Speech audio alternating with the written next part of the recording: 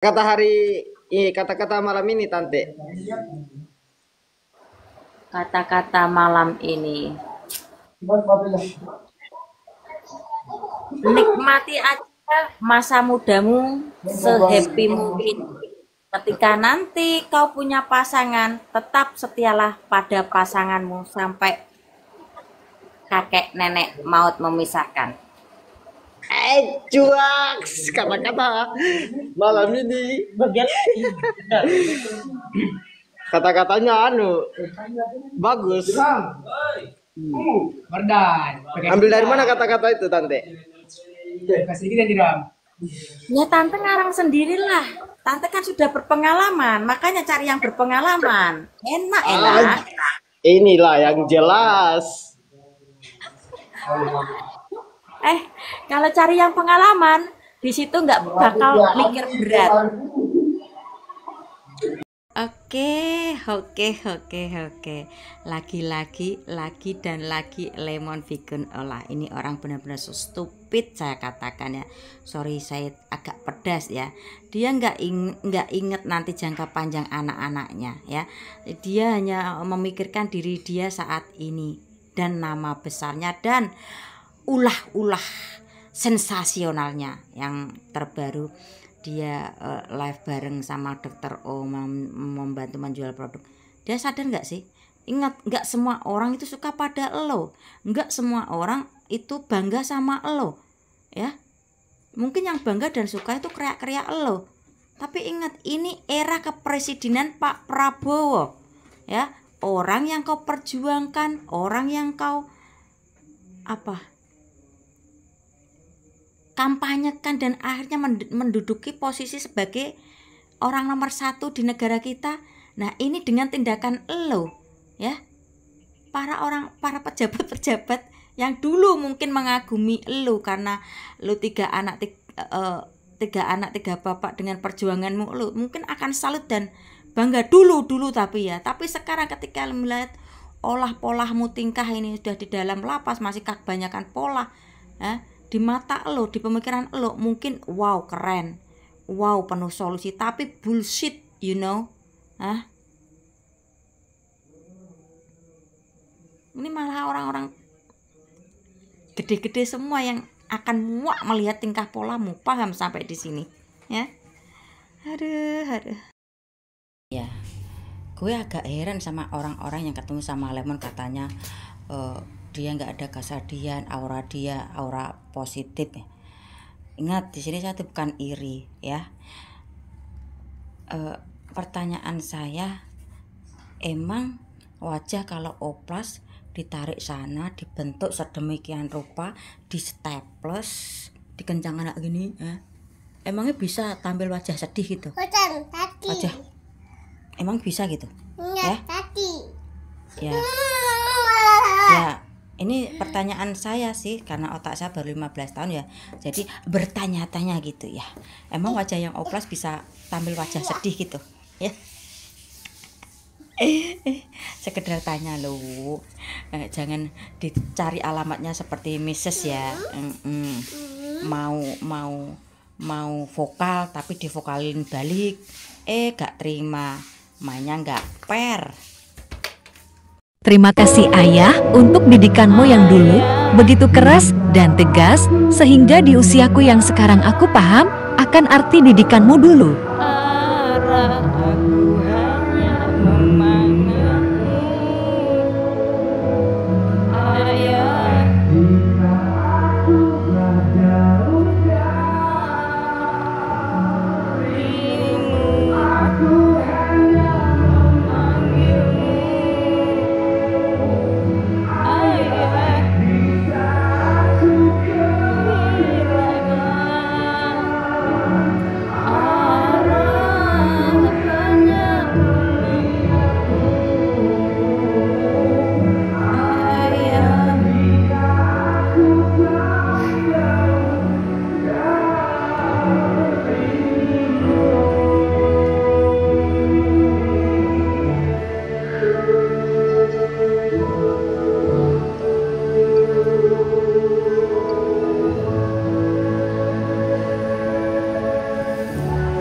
bisa meneteskan air mata. Didikan beliau terlalu tegas, terlalu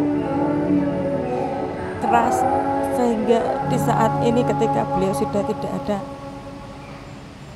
aku masih tetap bisa berdiri, masih tetap kuat. Terima kasih Ayah.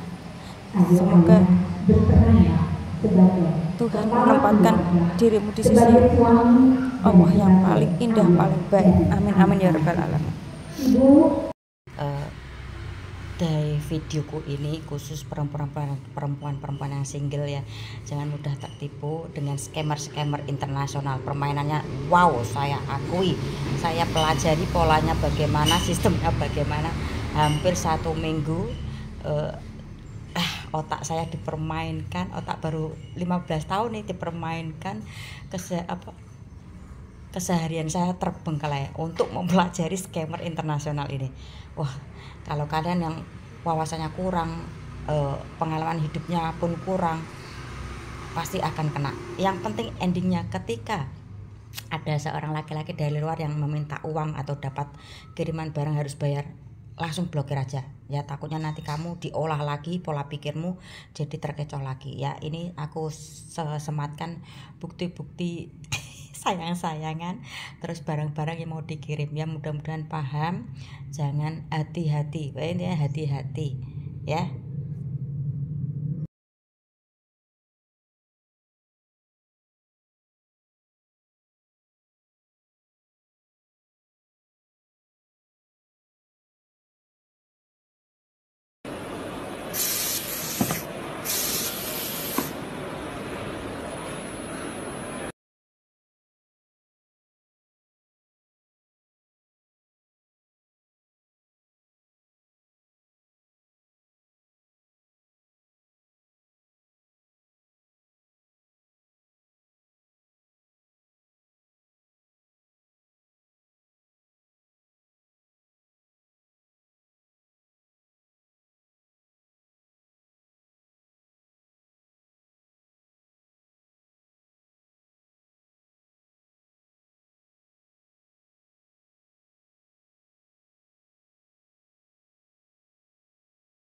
Mau nggak mau, suka nggak suka, benci-bencinya, di situ ada fakta kalau ada partai PDI yang mengantarkan Pak Jokowi jadi presiden. Pribadi saya ya, pendapat pribadi ya. Saya sebenarnya nggak peduli orangnya gitu ya.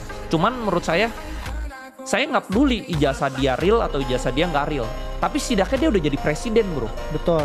Daripada yang lu profesor S3 tapi lu nggak jadi apa-apa. Gitu. Gue mendingan biarin, gue nggak peduli. Bahkan lu mau ijazah palsu tapi dia presiden, bro. Daripada lu ijazahnya real, profesor S3 tapi nggak berkontribusi lu buat nggak negara. berkontribusi Ya, gitu. Jadi betul. dunia ini ijazah itu cuma on paper. Yang real itu lu bisa menghasilkan apa di dunia real. Itu yang lebih penting menurut gue. Setuju sih bro, lagi pula kepo banget gitu, dicari-cari itu kepo banget. Ya. Ini kan Ini waktunya. tapi saya bukan artinya saya pro Jokowi, bukan ya. Ini cuman kalau misalnya di Kalau- real life ya. itu mana Kalau yang lu jadi lebih dia penting. gitu ya, Yes, lebih kalau gue penting. jadi dia gitu ya. Iya, lagi pula kayak menurut gua kepo banget ya, mendingan gua cari duit lagi yang banyak gitu loh, Yes, atau enggak yes. berkontribusi yang lain gitu ya. Sudah lihat video di awal tadi, yaitu pendapat anak muda ya. Kita sebagai orang tua bolehlah mendengarkan pendapat anak muda ya. Nah, di sini tante nih mau memberikan pertanyaan ini ya. Ya, kalau memang entah itu yang disampaikan anak muda tadi itu ijazah Pak Jokowi asli ataupun palsu, terus setidaknya beliau sudah berkontribusi untuk negara dan sudah menjadi presiden, daripada yang bertitel S3 Profesor Dokter tapi belum ada kontribusinya untuk negara dan belum menjadi apa-apa. Nah, di sini tante ada pertanyaan, mau nggak mau, suka nggak suka, di situ ada partai yang mengantarkan Pak Jokowi menuju di titik puncak itu ya, sebagai presiden terus berkontribusi untuk negara. Partai apa itu ya? Ingat ya, kalian harus ingat tepat 10 tahun yang lalu ya. Ada partai apa di situ yang mengantarkan Pak Jokowi ya? Suka nggak suka, mau nggak mau, benci atau benci sebenci-bencinya kalian ya, di situ ada partai yang mengantarkan Pak Jokowi menuju itu semua. Oke ya, bisa jawab dong, bisa ya. Ya inilah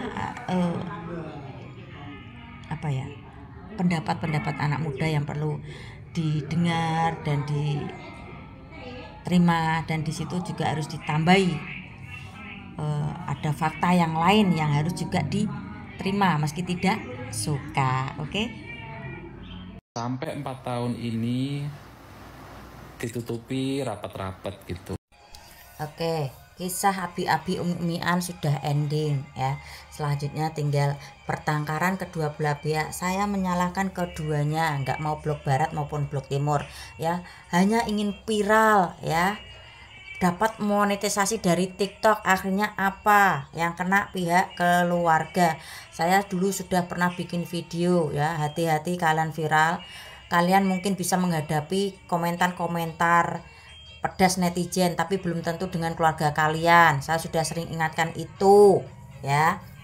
Nah ini bahas tentang anak perempuannya anak perempuannya Jun itu bukan anak kandungnya ya, karena masih anak dari saudara diangkat jadi anaknya. Sedih kan? Ini awal mula kalian sih ya pakai acara-acara viral, Abi-Abi Umi-Umian sok romantis, sok sekarang akhirnya jadi seperti ini ya. Kalau ada yang buat son, mending jadi orang bodoh tapi menghibur daripada menjadi orang waras omongannya menyakitkan. Yo nek perlu ki dirungokno juga omongan orang waras yang menyakitkan, supaya apa? Tujuan saya itu bisa membuat omongan saya ini bisa tembus ke otak kalian, gak hanya berhenti di mulut dan telinga aja ya. Nah kalau sudah seperti ini ya, jadi sedih semua toh ya. Makanya saya sering bilang masa lalu itu penting, supaya apa? Dalam mencari solusi permasalahan dia yang akan datang itu bisa cepat mencari solusinya ya. Saya jujur sama anak saya ya, saya 2 anak 2 bapak, yang satu meninggal satu kabur ya. Saya buka semua dalam menjalani kehidupan itu, kita plong lega. Nah ini ya, nanti yang kena dampak siapa? Jangka panjangnya siapa? Si anak perempuan ini yang diangkut sama Junet ya, paham ya. Nanti akan bertanya-tanya siapa ibu saya, terus cari tahu kenapa kronologinya saya bisa dilahirkan, ternyata ada ya, ada hubungan kerabat yang cari tahu aja sendiri ya. Malah tambah siapa yang paling sedih?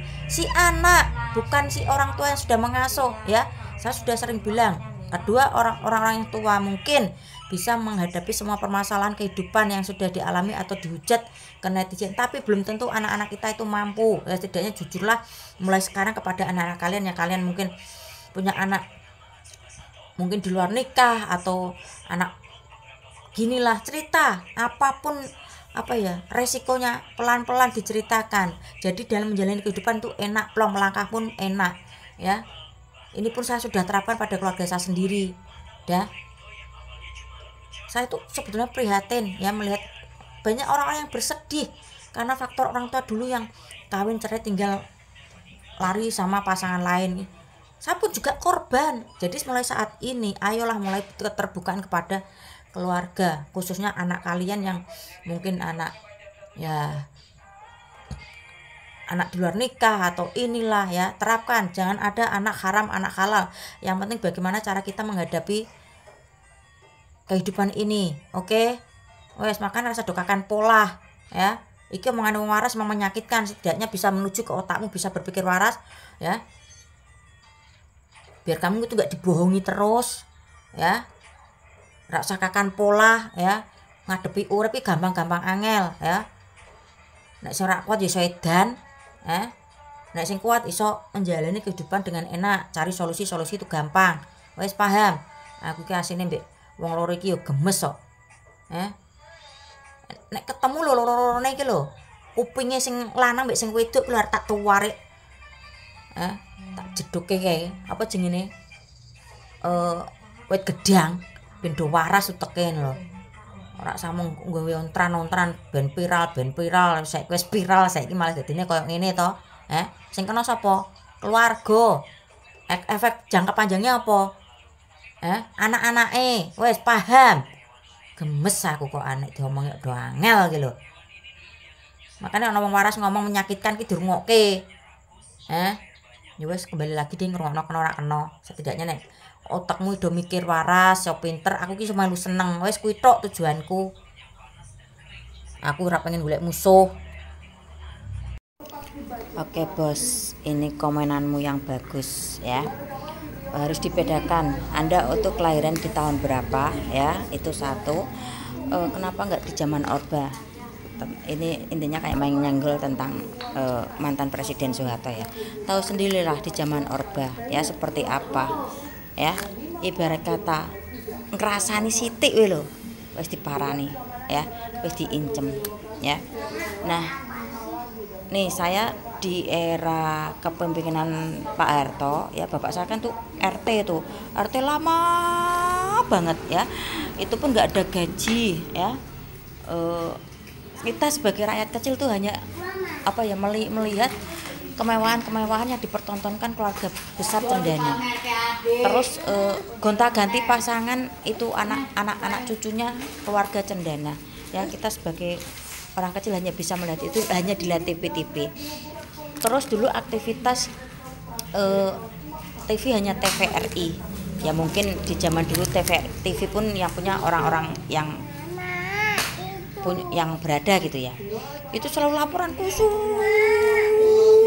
saja. Nanti semua stasiun TV itu dimatikan semua, acaranya hanya laporan khusus itu ya. Ngomongnya juga itu aja, nggak ada pola yang lain gitu dulu saya melihat ya. Terus cara sistem kerjanya dari atas ke bawah itu ya harus ngasihnya tuh kurang layak, tapi kita juga harus potong harga ya, intinya untuk apa ya. Di zaman Pak Harto sepeda itu loh ada pajaknya ya. Mungkin kalau Anda lahir tahun 80-70 mungkin menangi menjumpai ya. Dulu saya itu waktu kecil itu di depan gang sana, setiap kerja itu sepeda aja dikasih peneng dulu, namanya peneng pajak, itu Rp300 Rp200 ya, itu tergantung tipe sepedanya.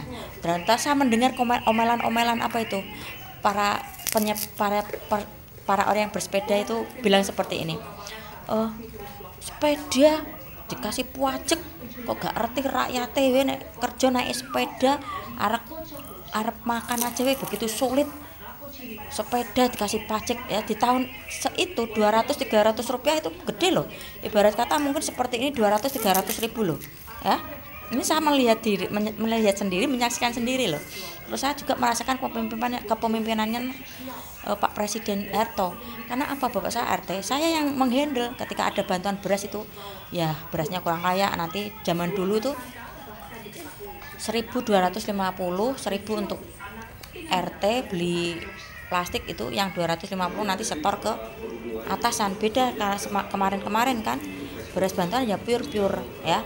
Ya inilah ibarat kata ya, lihat aja dulu keluarga besar Cendana seperti apa ya, yang anaknya, yang cucunya ya, pamer kemewahan, terus gonta-ganti pasangan dari keruwetan keluarga Cendana ya. Kalau mungkin Anda kelahiran 80 mungkin masih kecil, 70 ya, atau 70 mungkin masih bisa memahami ya. Ya, ini agak sedikit panjang. Ini agak sedikit panjang karena kontennya sama anak-anak, jadi agak ribet ya. Karena ini zaman medsos ya, ketika orang bebas berbicara tapi memakai aturan ya. Dulu kan nggak ada medsos sevulgar ini gitu ya. Jadi untuk menyampaikan aspirasi pun susah. Apalagi dulu ada itu video yang laporan khusus, ada anak kecil ya tanya sama Pak Harto. Itu kok jawaban Pak Harto itu kayak, ki anak sapa toh, kok berani banget. Saya melihatnya seperti itu. Beda dengan sekarang ya. Di mana itu dulu ada itu ketika di televisi ya, terus diupload di medsos ya. Ya kita ya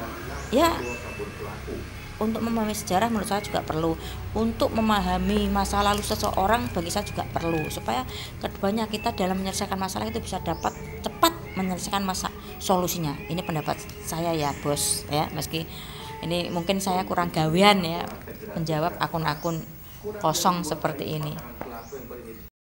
Oke, di videoku ini ya memang agak sedikit jorok mungkin bagi yang kurang suka dengan perkataan-perkataan SEK gitu ya. Gini, kenapa saya sama anak-anak muda itu mencecer dengan pertanyaan-pertanyaan atau mengajak ininya ke arah SEK ya, supaya apa, dia tuh nanti bisa berpikir ya. Ini saya sudah praktek nih ya. Ada anak muda lah, umur masih antara 20 ke 30 itu ya, udah punya nomor WA aku. Setiap ketemu WA, tante kangen. Kenapa, aku tanya, kenapa kamu kangen sama tante? Nggak adakah itu perawan-perawan di tempatmu, janda-janda di tempatmu? Enggak, aku maunya sama tante ya. Kenapa? Ya memang kalau saya kayak gini dulu inget teman saya bilang, Raimu Raisek, aku dikatain seperti itu ya. Ingat dulu saya dikatain itu sama temanku. Terus aku bilangin kembali lagi ya, kenapa kak kamu kangen tante? Nggak tahu, aku pengen tante, aku sama tante. Nggak tahu, tante tuh membuat gairahku. Nah udahlah, dia VC gitu, saya cecer pertanyaan-pertanyaan atau candaan-candaan ke arah SEK. Dia itu kirim-kirim, tante aku punya gambar ini, wis emak tua-tua iki mengko cah nek nonton yo sepurone tante iki yo buat edukasi generasi Gen Z di sana ya. Kenapa tante harus selalu bahas SEK, supaya ini otak kau bisa berpikir ulang gitu ya. Nah, yang model gini, tante aku mau dong dikirimi video, bukan saya maksudnya, video yang download gitu. Udah tak kirimi, dia punya sendiri, setiap voice note tuh ngomong tentang itu. Nah, lama kelamaan ketika saya cecer ke situ, dia bilang seperti ini, tante nggak usah ngomong kayak gitu, itu hal yang nggak bagus. Nah, ini yang saya harapkan ya. Ibarat kata gini lah, dalam setiap hari ya, kita makan sama nasi sama ikan bandeng terus, lambat laun apa? Akan bosen. Nah, itu juga yang kuterapkan sama anak-anak muda ketika melihat saya ini ya, saya cecer ke situ, terus akhirnya dia kayak bosen sendiri, kayak wis mual mau muntah, akhirnya pindah ke topik yang bagus ya, seperti ini ya, yang sangat saya pelajari dan pengetahuan untuk anak-anak muda ya. Kebanyakan anak muda sekarang kan ininya masih ke sini ya. Oke, mau lanjut aktivitas pagi dulu ya. Oke, mau sedikit bahas penceramah Miftah ya. Kayaknya bentar lagi akan ya digulung seperti lemon. Nanti sistemnya kayak apa nggak tahu, ini ya emang sudah wancinya, sudah masanya, tidak ada unsur kesengajaan ya. Dengan sendirinya masyarakat yang dulu memuja Miftah ya, akhirnya akan ada yang melek matanya, ada yang tetap mengikuti dia, ada pula depan teman pasir, ada yang menghujat dia. Mbak Eci sekolah, istrinya juga ya. Dan ini sudah mulai bermunculan video-video lama ya. Dia menonyor-nonyor kepala istrinya ketika melihat musik. Lagi gini pengeluaran terbaru, sebetulnya dia DJ Miftah. Nah,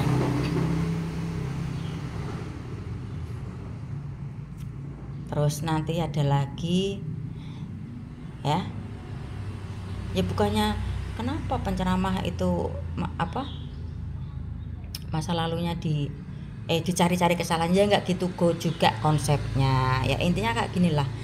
Ya namanya menceramahkan tentang agama, ya minimal ya attitude-nya ada ya.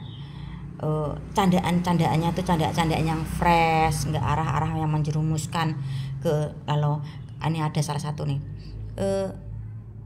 kalau tidak direstui dedek bayi jadi solusi. Itu bagi anak generasi Gen Z besok itu udah berpikir, wah penceramah itu aja menyarankan untuk kento dulu ya, nanti pasti dapat restu. Itu yang ditangkap dari pemikiran si anak-anak yang akan datang. Anak-anak sekarang itu lebih pintar daripada kita para orang tua ya. Ingat ya, dia sudah menangkap apa yang disampaikan meski abu-abu ya. Tuh makan para ulama nih, kakek jedang ini makan yes kak gini gimana ya. Terus dia tuh selalu pakai kacamata nih, tujuannya apa ya kacamata hitam? Apa biar gak ngelirik-ngelirik cewek-cewek cantik itu nggak terlihat gitu kalau pakai kacamata hitam ya. Ada apa? Ya wes, memang mungkin jarak lama atau pendek Miftah akan mendapat wancinya ya. Kalau istilah Jawa itu wanci, kalau di bahasa Indonesia pasti akan ada masanya di mana dia akan jatuh. Ingat, saya di sini bukan mendoakan, saya cuma ya sedikit melihat seperti itu. Wah, ada yang tahu nggak? Beach Club di Bali ini itu berdiri di atas kuburan massal bekas kejahatannya Soeharto. Kalau ngomongin kejahatannya Soeharto, kita tuh sering mikirnya ke pembunuhan yang terjadi di Jawa dan di Jakarta. Tapi sebenarnya pembantaian yang paling brutal justru terjadi di Pulau Bali. Jadi tahun 1966 itu Soeharto membunuh setidaknya 5% total populasi di Pulau Bali. Ya, jadi ada ribuan orang yang dituduh mereka itu komunis, padahal tidak ada bukti ataupun pengadilan. Jadi kalian nggak perlu jadi PKI dulu buat ditangkap. Sesimpel kalian punya kenalan orang PKI aja, atau apes-apes kena random check, itu udah bisa kena. Dan biasanya lu bakal dibawa nih ke pantai, terus di sana lu bakal ditembak mati. Hanya nggak heran ditemuin banyak kuburan massal di pantai-pantai di Bali, salah satunya di Seminyak. Perlu diingat ya, Bali dulu itu belum kayak Bali yang sekarang. Pariwisatanya belum develop banget, dan masih banyak tanahnya itu yang merupakan tanah komunal atau tanah yang disengketa. Dan di antara ribuan orang yang dibunuh di sana, banyak dari mereka adalah tuan tanah dan kaum intelektual. Betulan? Kayaknya sih enggak. Karena kalau dilihat-lihat nih, Soeharto itu kayak menggunakan PKI sebagai kambing hitam supaya dia bisa bebasin itu lahan dan masukin investasi asing. Makanya setelah itu baru deh Bali pariwisatanya melejit banget dan memasuki era Bali Tourism Boom, di mana investasi asing mulai masuk ke Pulau Bali dan tanah-tanah yang dibebaskan tadi mulai dibangun hotel, villa, dan beach club. Salah satunya beach club ini. Sampai sekarang, warlock daerah beach club sana tuh masih sering nih nemuin tulang atau tengkorak bekas victim dari pembunuhannya Soeharto pada zaman itu. Nah, kira-kira kalian tahu nggak beach club apa ini? Dan masih percaya Soeharto itu pahlawan? Yang jelas sih bukan pahlawan gua. अब जाने हम ये प्यार क्या है, दर्द जिगर मुश्किल बड़ा है, सुनता नहीं कहना कोई भी, दिल पे खबर जिद पे अड़ा है, समझाऊं कैसे इसे जान जा। हारे हारे हारे हम तो दिल से हारे, हारे हारे हारे san angon sapi no alas jan beh malah digawe guyon wong. Ini mas, tak ewangi mikir ya, videonya bahasa Indonesia ya, videonya si mas bro ini minta bantuan mikir ya. dia itu kan kerja di Jepang, angon sapi ya. Dia kalau pulang tuh bingung, nanti kalau ditanya sama tetangga teman-temannya mau jawab apa. Misal kalau dia kerja, ditanya gitu, kamu kerja di Jepang kerja apa, misalnya ngelas gitu kan, keren ya. Terus kerja apalah gitu lah, dia ini bingung bahwa dia itu kerja di Jepang hanya angon sapi ya. Dia minta bantuan untuk mikir menjawab gitu ya. Ketika nanti pulang ditanya, bisa buat bercandaan teman-temannya kalau sampai tahu dia itu di Jepang kerjanya angon sapi. Ya Mas, tak bantu mikir karena berhubung satu Jawa Tengah ya. Tak bantu mikir gini ya. Nanti ketika buat guyonan temen, jawab seperti ini aja. Ya gak popo, aku kerja ning Jepang, pakai aku mangkat ke omah, pakaianku necis ya, naikku pesawat terbang ya, gajiannya banyak. Terus